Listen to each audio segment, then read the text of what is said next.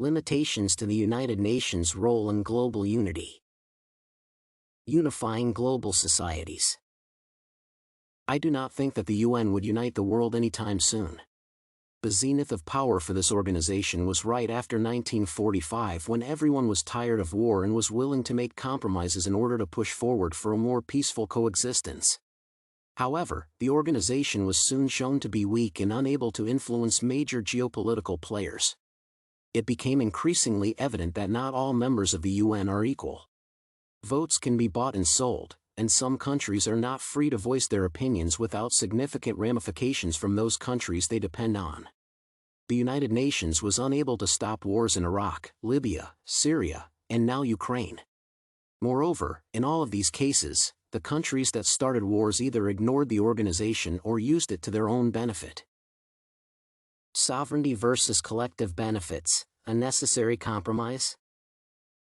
Given the lack of consistent rules and mechanisms to enforce them, there is no benefit for member states to sacrifice their sovereignty to play by the rules others can ignore.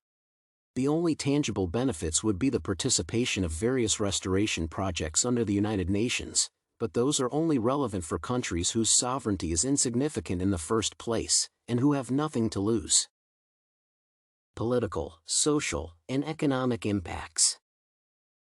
When it comes to less politicized matters, such as human rights, the environment, and sustainability, the United Nations has more effectiveness since most countries can agree on issues that do not directly affect their national sovereignty.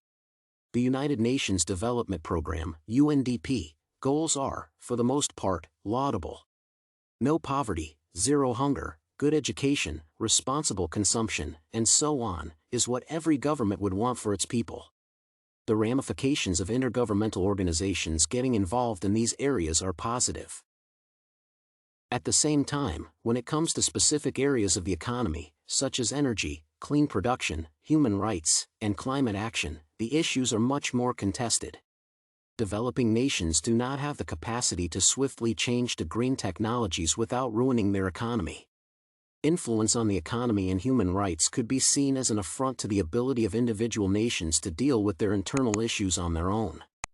Therefore, even a well-meaning initiative such as UNDP can prove divisive.